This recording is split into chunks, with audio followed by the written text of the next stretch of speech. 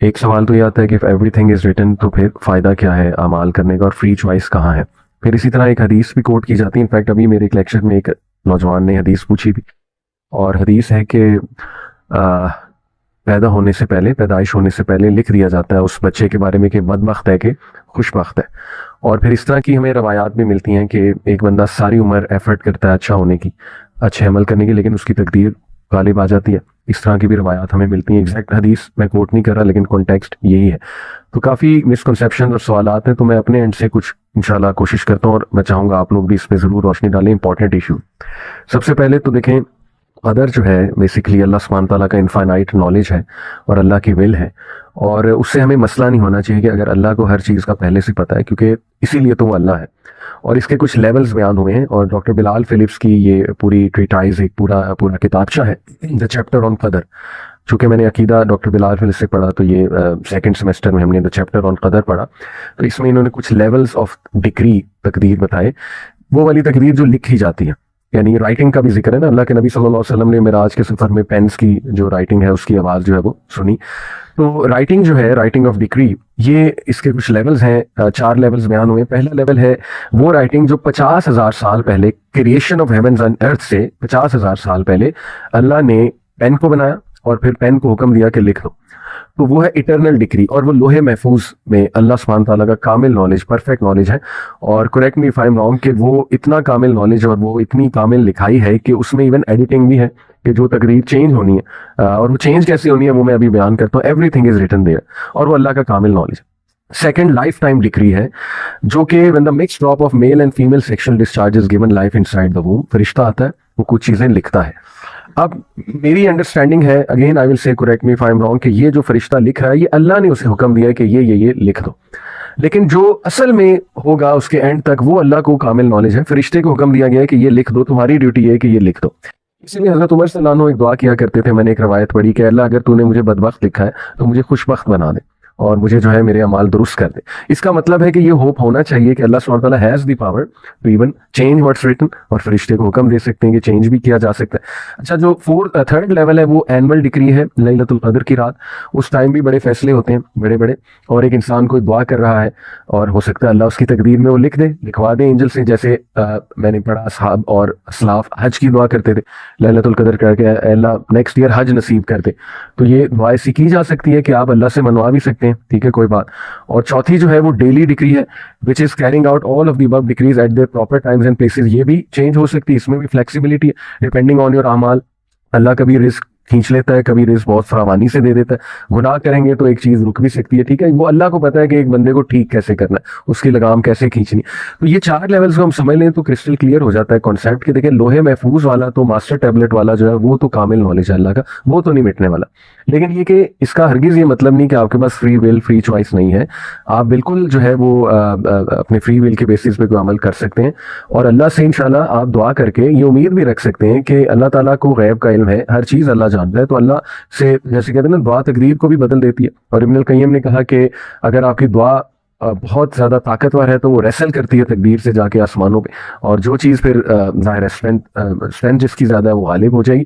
तो मेरी तो इस पे ये अंडरस्टैंडिंग है। What do you guys have to say, specially जो हदीस है कि उसकी तकदीर उस पर गालिब आ जाती है, चाहे वो अच्छे अमाल भी कर रहा है। इससे बड़ा वैसे कंफ्यूज जो है ना वो यूथ होते हैं। अच्छा, मैं रिवे इसमें ऐड करना चाहूँगा, जो आपने बात की है ना, ये आयत के रेफरेंस से सूरह रात की आयत है, आयत नंबर 39, यमहुल्लाहु मा यशाअ व युथबितु व इंदहु उम्मुल किताब। तो इस आयत से उलमा ने इस्तेदलाल किया कि तकदीर 2 तरह की है, वो जो आपने जिक्र की, मैं उसको कंटेक्चुअलाइज कर दूं इस आयत के हवाले से। तो एक तकदीर तो वो है जो उम्मुल किताब के अंदर लिखी गई है, जो लोहे महफूज में लिखी गई, वो तो चेंज नहीं होनी।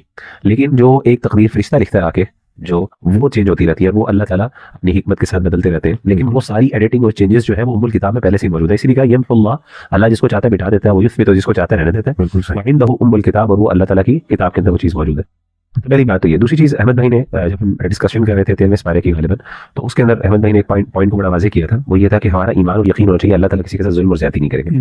यानी ये जो हदीस आपने बयान की, इसका मतलब ये नहीं है कि अल्लाह माफ़ करे, एक बंदा नेकी का अमल करना चाह रहा है और वो बेचारा स्ट्रगल भी कर रहा है, वो कोशिश भी कर रहा है, उसकी नीयत भी ये है, और वो स्ट्रगल के बावजूद अल्लाह ताला ज़बरदस्ती उसको जहन्नम में डाल देगा। ऐसा नहीं, ये तो जुल्म है। वरना तो इसके बगैर तो फिर टेस्ट खत्म हो गया ना, फिर वो सारी फ्री विल का कॉन्सेप्ट ही खत्म हो गया हमारे दीन में।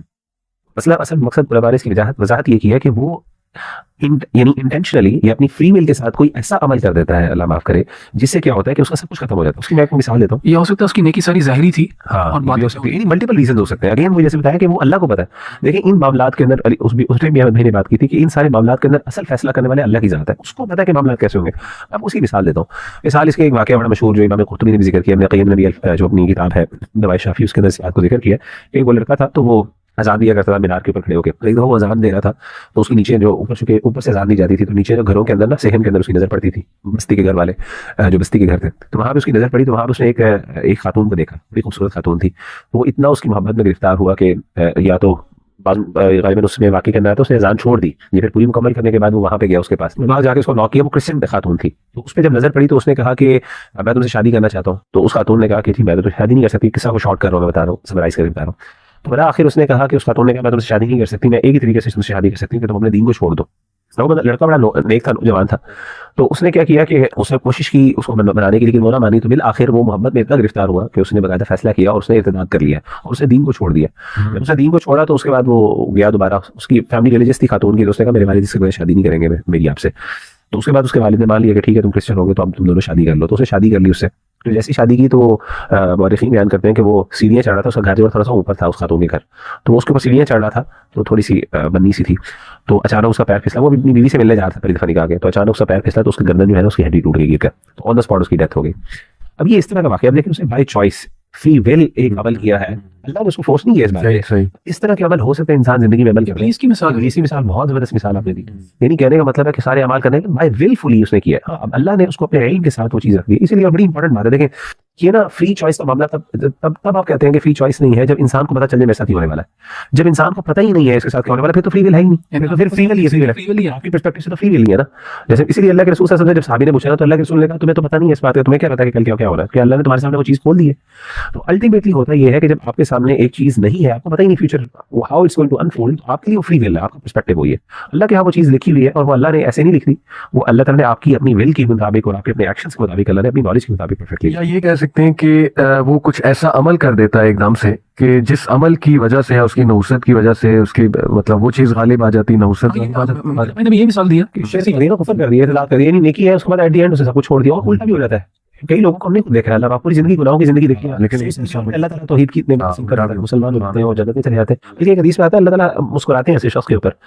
वो हदीस है ना कि जिसके अंदर वो एक बंदा शहीद होता है जो कत्ल करता है दूसरे को, उसके बाद दोबारा वो फिर कलमा मौत से पहले कलमा पढ़ के वो भी जन्नत में चला जाता है, मकतूल भी जन्नत में चला जाता है। तो अल्लाह ऐसे दो मकतूल शहीदों पर वो मुस्कुराते हैं। यानी इस हदीस से ये इस्तेदलाल नहीं किया जा सकता कि बंदा जो मर्जी कर ले, एट द एंड होगा वही जो अल्लाह ने उसके लिए लिखा हुआ है। कुछ लोग होगा, लेकिन अली भाई देखें, जैसे मुगीरा भाई ने कहा ना, यार आपको और मुझे तो पता ही नहीं है कि हमारी तकदीर में क्या है क्या नहीं है। हमें तो ये भी नहीं पता था कि अल्लाह ताला ने सब कुछ लिखा हुआ जब तक अल्लाह ताला ने हमें बताया नहीं। तो फ्रॉम आवर पर्सपेक्टिव हम लोग फ्री विल के अंदर ही ऑपरेट कर रहे हैं, हमारे पर्सपेक्टिव हमारी फ्री विल ही है।